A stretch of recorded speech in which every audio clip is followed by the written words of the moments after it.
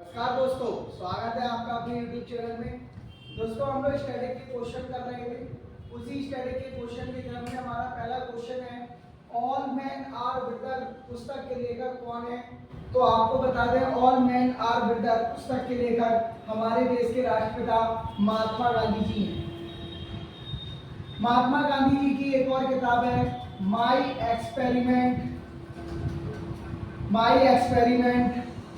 With truth, सत्य के साथ मेरे प्रयोग, सत्य के साथ मेरे प्रयोग, यह महात्मा गांधी की किताब है। और महात्मा गांधी की अगर हम बात कर ले तो 1915 में गांधी जी साउथ अफ्रीका से भारत वापस आए थे। गांधी जी भारत वापस आए और इसके बाद गांधी जी ने भारत के अंदर कई आंदोलन स्टार्ट किए। पहला आंदोलन गांधी जी का चंपारण आंदोलन था, जिसकी शुरुआत 1916 में गांधी जी ने की थी। दूसरा आंदोलन खेड़ा आंदोलन था, जो गुजरात के अंदर हुआ था। और एक और इसी के समकक्ष आंदोलन था, जिसे हम अहमदाबाद मिल्स आंदोलन के नाम से जानते हैं। अहमदाबाद मिल्स आंदोलन के नाम से इसे हम जानते हैं। इसके बाद गांधी जी का जो चौथा आंदोलन था, वो हमारा आंदोलन था, चौथा जो आंदोलन था वो था असहयोग आंदोलन। इसके बाद गांधी जी ने अगला जो आंदोलन स्टार्ट किया था, वो किया था सविनय अवज्ञा आंदोलन। और छठवां जो आंदोलन गांधी जी का था, वो था भारत छोड़ो आंदोलन। इस आंदोलन में गांधी जी ने करो या मरो का नारा दिया था।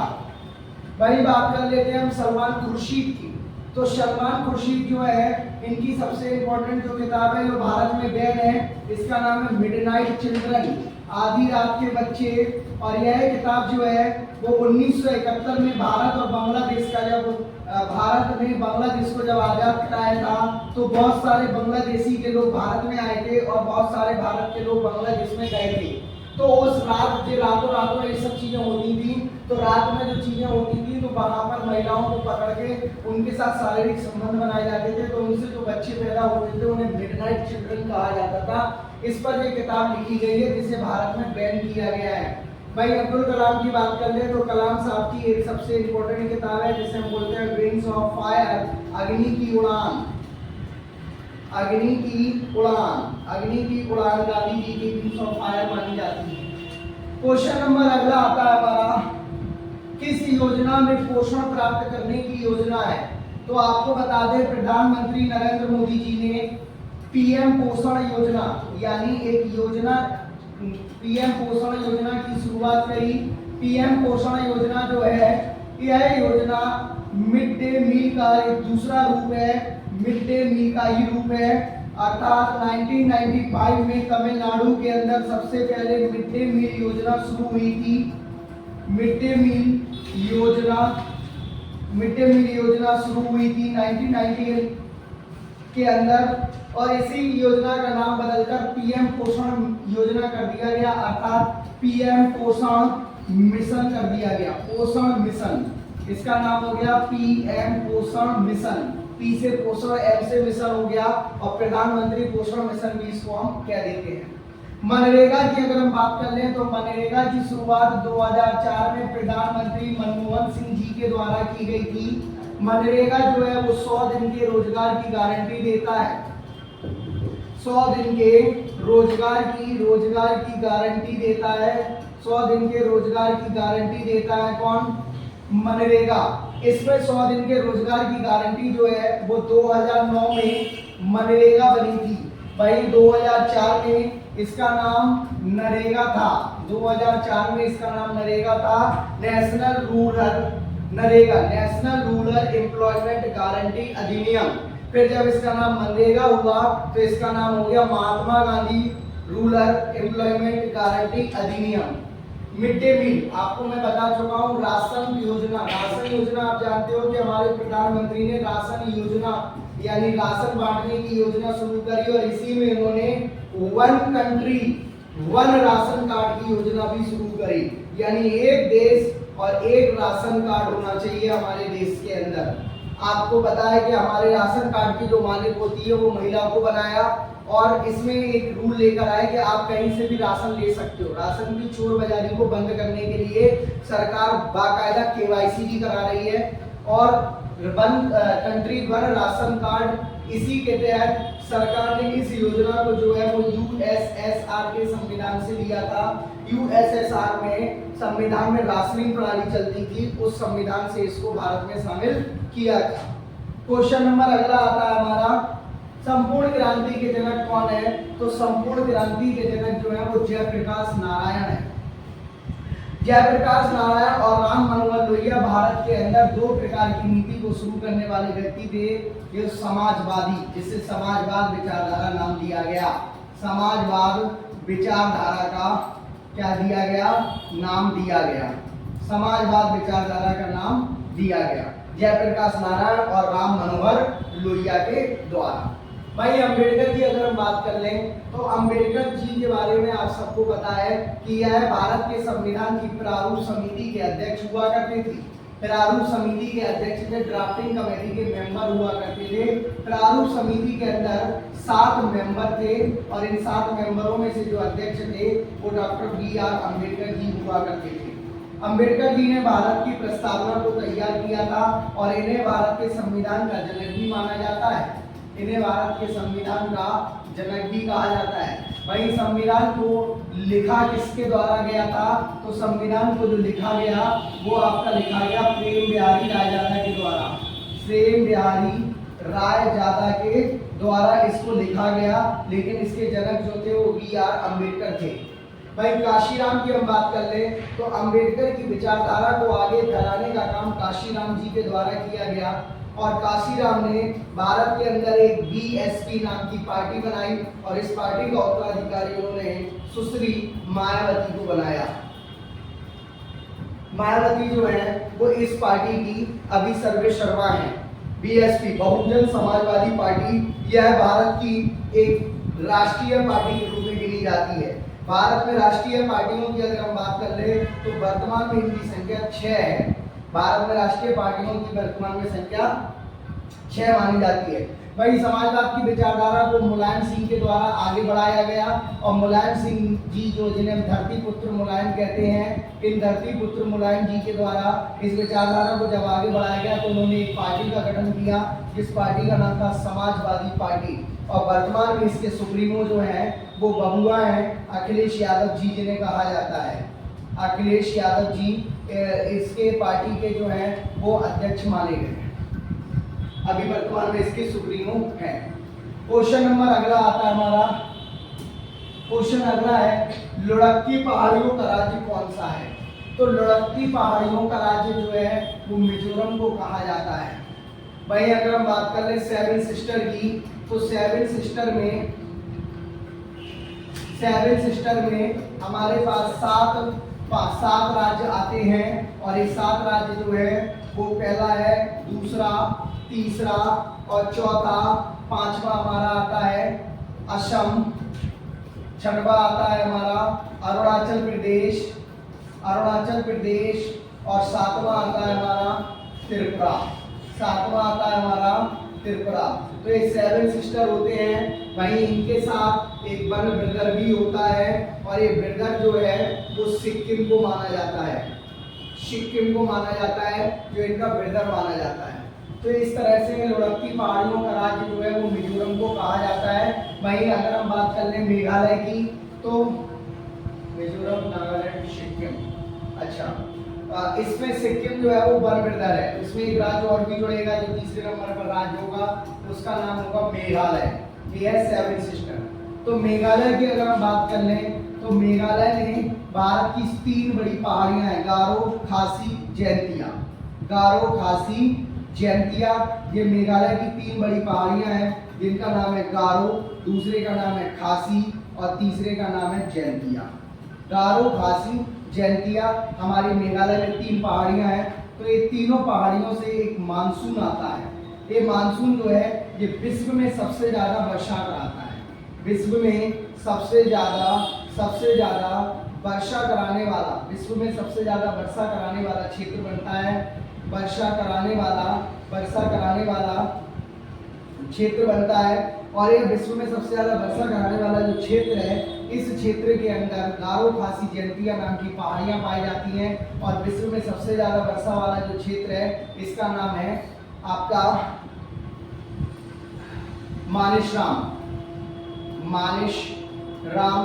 मानेसराम के बाद आता है हमारा चेरापूंजी। अगर ऑप्शंस नहीं है तो आप सौरा स्थान लगा सकते हैं। तो मेघालय में मानेसराम नाम के स्थान पर या चेरापूंजी या सौरा नामक स्थान पर विश्व में सबसे ज्यादा वर्षा होती है। विश्व में सबसे ज्यादा वर्षा वाला जो क्षेत्र है वो कौन सा है हमारा मानेसराम। अब इसके अलावा जो वर्षा जो है वो 3 पहाड़ियां कराती हैं, गारो खासी जयंतिया कराती है। मेघालय का नाम ही है मेघ प्लस आलय, यानी बादलों का घर, इसे बोलते हैं मेघ प्लस आलय, बादलों का घर कहा जाता है। क्वेश्चन नंबर अगला आता है हमारा, चेंजिंग इंडिया पुस्तक के लेखक कौन है? तो आपको बता दें कि हमारे देश के प्रधानमंत्री मनमोहन सिंह जी के द्वारा एक बात कही गई थी कि जो लोग मुझे मंद मोहन कहते हैं, जो लोग मुझे साइलेंट प्रधानमंत्री कहते हैं, मैं उनसे ये कहना चाहता हूँ कि लोग मुझे इतिहास में याद रखेंगे, मेरे द्वारा किए गए काम, और मैं आपको बहुत कुछ याद आऊँगा आपको। तो ये सब चीज़ें बताई गई थी किसके द्वारा? मनमोहन सिंह जी के द्वारा। तो इन्होंने एक पुस्तक लिखी थी जिसका नाम था चेंजिंग इंडिया इनका नाम था। हमारे देश के प्रधानमंत्री हैं नरेंद्र मोदी जी, इन्होंने एक किताब लिखी है एग्जाम वॉरियर इनकी एक किताब है। और ये किताब जो है वो बच्चों के पेपर के ऊपर लिखी गई है कि किस तरह से हमें पेपर देना है। इसके अलावा सलमान रश्दी, जिसके बारे में मैं आपको बता चुका हूँ कि इनकी एक और किताब है नाइफ, एक किताब इनकी नाइफ है। भाई मेघा पाटकर की अगर हम बात कर ले तो मेघा पाटकर जो है वो नर्मदा बचाओ आंदोलन से संबंधित हैं, नर्मदा बचाओ आंदोलन से संबंधित हैं। नर्मदा बचाओ आंदोलन स्टार्ट क्यों हुआ था? क्योंकि देश भारत के अंदर एक सरदार सरोवर परियोजना बनाने की बात कही गई थी। सरदार सरोवर परियोजना जो है इसका मुख्य केंद्र वो है गुजरात था। तो नर्मदा बचाओ आंदोलन शुरू इसी समय हो गया था, क्योंकि गुजरात में सारा पानी नर्मदा का स्टोर करके सरदार सरोवर परियोजना बनाई जा रही थी। तो मध्य प्रदेश में इस नदी पर प्रभाव पड़ रहा था। तो मेघा पाटकर ने मध्य प्रदेश के अंदर नर्मदा बचाओ आंदोलन की शुरुआत की थी। बाद में सरदार सरोवर परियोजना में सरकार को थोड़ा सा झुकना पड़ा और मेघा पाटकर की कुछ कंडीशंस को मानते हुए इस परियोजना को तैयार किया। यह परियोजना भारत की सबसे बड़ी परियोजना है, क्योंकि इस परियोजना के अंदर भारत की सबसे बड़ी परियोजना है। इस परियोजना के अंदर 30 बड़े बांध, 135 मध्यम बांध, 135 मध्यम बांध, 30 बड़े बांध, 135 मध्यम बांध और 3000 छोटे बांध बनाए गए हैं। 3000 छोटे बांध बनाए गए हैं। और इसी परियोजना के अंदर हमारे देश के आयरन मैन कहे जाने वाले अर्थात एकता दिवस जिनके जन्म दिवस पर मनाया जाता है, अर्थात पटेल जी की मूर्ति यहाँ पर लगाई गई है, जिसकी टोटल हाइट 182 मीटर की इसकी हाइट है। और इस मूर्ति को बनाने का जो काम है हमारे देश में एक ही मूर्तिकार है राम सुतार जी के द्वारा किया गया। और यह मूर्ति सरदार सरोवर बांध के अंदर नर्मदा नदी के बीच लगाई गई। क्वेश्चन नंबर अगला आता है हमारा, महात्मा गांधी ने कौन सा आंदोलन में भाग नहीं लिया? तो आपको बता दें महात्मा गांधी के जस्ट मैंने अभी आपको पीछे ही सारे आंदोलन बताए, तो उसमें आपने देखा होगा कि बारडोली सत्याग्रह नहीं लिख पाया। तो बारडोली सत्याग्रह में महात्मा गांधी ने भाग नहीं लिया, क्योंकि यह सत्याग्रह 1928 में सरदार वल्लभ भाई पटेल जी के द्वारा इसको स्टार्ट किया गया था। वल्लभ भाई पटेल जी के द्वारा इसको स्टार्ट किया गया था। और बारडोली की जो महिलाएं थी, इन्होंने वल्लभ भाई पटेल को, बारडोली की महिलाओं ने वल्लभ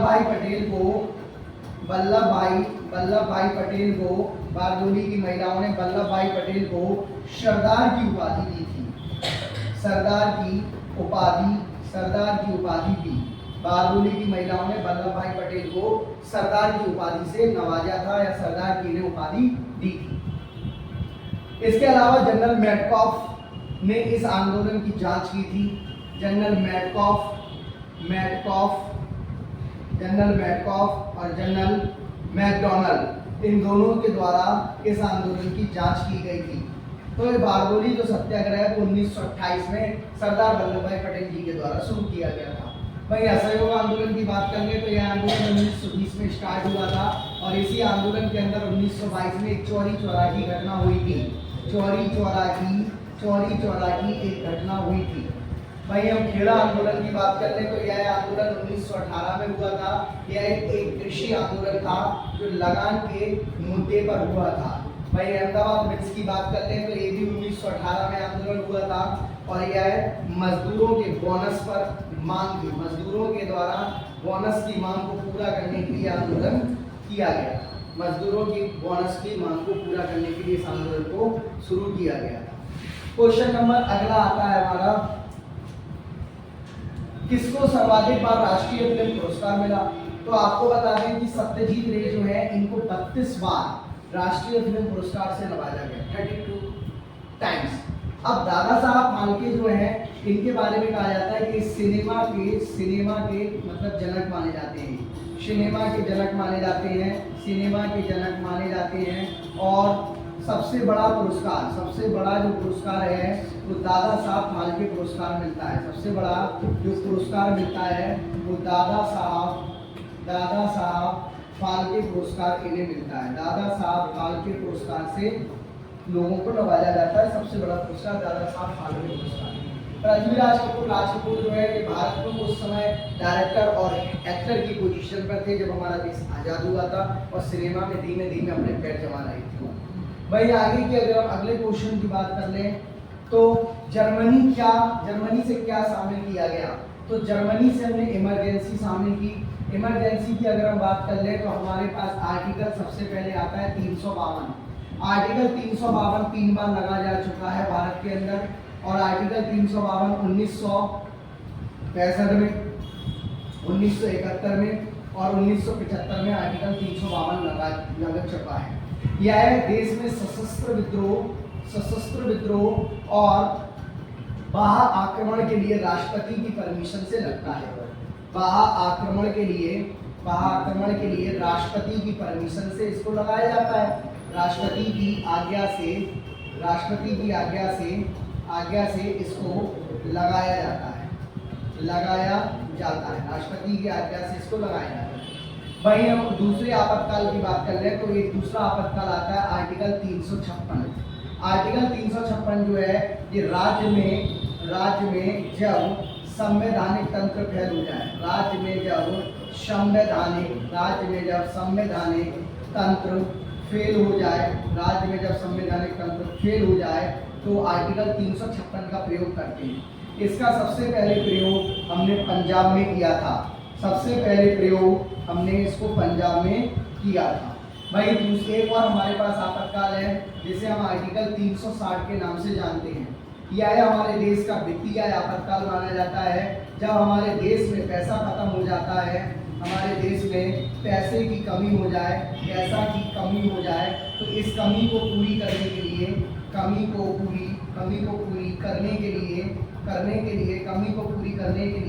हम लोग वित्तीय आपातकाल लगा देते हैं। इसका प्रयोग भारत में अभी तक नहीं हुआ है। इसका प्रयोग भारत में अभी तक नहीं हुआ है। तो अभी तक नहीं हुआ है तो इसका प्रयोग भारत में अभी तक नहीं हुआ है। भाई अगर हम बात कर लें मौलिक अधिकारों की तो मौलिक अधिकार आर्टिकल नंबर 12 से लेकर 35 तक में आते हैं। यह संविधान के भाग नंबर 3 के भाग हैं और मौलिक अधिकार जो है वो यूएसए के संविधान से लिया गया। वहीं इनकी मूल संविधान में इनकी जो संख्या थी वो 7 थी, लेकिन वर्तमान संविधान में इनकी संख्या जो है वो 6 मानी जाती है। ये हमारे फंडामेंटल राइट्स होते हैं। कई मौलिक कर्तव्यों की अगर हम बात कर लें तो यह संविधान का भाग 4A में आता है और इस मौलिक कर्तव्य की बात कर लें तो यह आर्टिकल नंबर 51A में आता है, आर्टिकल 51A में आता है। वहीं इसकी बात कर ले तो इनकी जो संख्या थी वो 11 थी। इनकी संख्या मतलब उस समय 10 थी, लेकिन वर्तमान में इनकी संख्या जो है वो 11 हो गई और इसको यूएसएसआर के संविधान से लिया गया। यूएसएसआर के संविधान से इसको लिया गया और इसके लिए सरदार स्वर्ण सिंह की समिति बैठा ली गई थी। सरदार स्वर्ण सिंह समिति बिठा ली गई थी और ये समिति जो है वो हमारे देश की प्रधानमंत्री इंदिरा गांधी जी के द्वारा बिठा ली गई थी। इंदिरा गांधी जी के द्वारा इस समिति को बिठाना। वही प्रस्तावना की बात कर ले तो ड्राफ्टिंग कमेटी ने इसको तैयार किया और ड्राफ्टिंग कमेटी के जो चेयरमैन थे वो आपके बी.आर. अम्बेडकर जी थे। बी.आर. अम्बेडकर जी ने इसको तैयार किया था और प्रस्तावना को हमने यूएसए के संविधान से लिया है। यूएसए के संविधान से लिया है, लेकिन अगर हम इसकी भाषा की बात कर लें तो इसकी भाषा जो है वो हमने ऑस्ट्रेलिया के संविधान से ली हुई है। ऑस्ट्रेलिया के संविधान से हमने इसकी भाषा को लिया, तो ये हमारे संविधान की प्रस्तावना मानी जाती है। क्वेश्चन नंबर अगला आता है हमारा, मृतकों का टीला किसे कहा जाता है? तो मृतकों का टीला जो है वो मोहनजोदड़ो को कहा जाता है। मोहनजोदड़ो एक बहुत बड़ा हड़प्पा का स्थल था। वहीं लोकल की बात कर ले तो ये गुजरात में भोगवा नदी के पास स्थित है। भोगवा नदी के पास स्थित था, गुजरात में भोगवा नदी के पास स्थित है और यह हड़प्पा का बंदरगाह माना जाता था। हड़प्पा का इसको हम बंदरगाह कहते थे, हड़प्पा का बंदरगाह कहते थे। वहीं हड़प्पा की बात कर लें तो इसकी खुदाई 1921 में दयाराम साहनी जी के द्वारा की गई। दयाराम साहनी के द्वारा हड़प्पा की खोज की गई। दयाराम साहनी के द्वारा इसकी खुदाई को किया गया। और मोहनजोदड़ो की बात कर लें तो इसकी खुदाई राखलदास बनर्जी के द्वारा की गई। राखलदास बनर्जी के द्वारा इसकी खुदाई की गई मोहनजोदड़ो की। हड़प्पा, अब इसी हड़प्पा सभ्यता का एक हमारा स्थान है जिसका नाम है धौलावीरा। धौलावीरा जो है इसको भारत में वर्ल्ड हेरिटेज साइट्स में शामिल किया गया। वर्ल्ड हेरिटेज साइट्स में इसको शामिल किया गया धौलावीरा को। क्वेश्चन नंबर अगला आता है हमारा, हिमाचल प्रदेश के संस्थापक कौन है? तो हिमाचल प्रदेश के संस्थापक जो है वो यशवंत सिंह परमार हैं। मेगा पाटकर के बारे में आप जानते हैं कि अभी हाल ही आपको बताया कि नर्मदा बचाओ आंदोलन इन्होंने शुरू किया था और इसी नर्मदा बचाओ आंदोलन के तहत भारत में 2 डैम बनाए गए थे, जिसमें ओंकारेश्वर और आपका क्या बोलते हैं मध्य प्रदेश में जो ओंकारेश्वर डैम है वो एक नर्मदा बचाओ आंदोलन से ही कनेक्टेड माना जाता है। भाई सुंदरलाल बहुगुणा की बात कर ले तो इन्होंने चिपको आंदोलन की शुरुआत करी थी और यह आंदोलन इन्होंने पेड़ों को या पर्यावरण को बचाने के लिए शुरू किया था। पर्यावरण को बचाने के लिए इस आंदोलन को इन्होंने बनाया था। पर्यावरण को बचाने के लिए इस आंदोलन की इन्होंने शुरुआत करी थी। इस आंदोलन को इन्होंने चलाया था और इस आंदोलन को इन्होंने उत्तराखंड के जंगलों से स्टार्ट किया था। यह आंदोलन। भाई विजय भटनागर पांडुरंग की बात कर लें तो इन्होंने भारत में पहला सुपर कंप्यूटर बनाया था। भारत में पहला सुपर कंप्यूटर के जनक विजय भटनागर पांडुरंग माने जाते हैं और इन्होंने इस सुपर कंप्यूटर का नाम था परम 8000। क्वेश्चन नंबर अगला, क्वेश्चन हमारे आज के स्टडी के कंप्लीट हुए। तो दोस्तों कैसा लगा आपको हमारा ये वीडियो? कमेंट बॉक्स में आप लोग हमें जरूर बताएं और साथ ही साथ आप इस चैनल को सब्सक्राइब करना ना भूलें। वीडियो को लाइक करें, शेयर करें और आप हमारे टेलीग्राम चैनल से हमसे जुड़ें, जिससे सारी पीडीएफ आपको वहाँ पर मिल जाएगी और आप हमसे कांटेक्ट कर सकते हैं किसी भी समस्या के लिए और आप हमारी ऑफलाइन क्लास को भी ज्वाइन कर सकते हैं। तो दोस्तों आपको ये लिंक जो है सारी वो डिस्क्रिप्शन में मिलने वाली है। सामने आप जीके जीएस गौरव सर जीके जीएस गुरु के नाम से टेलीग्राम चैनल है, वहाँ पर आप जाइए, तुरंत उसको आप ज्वाइन कीजिए।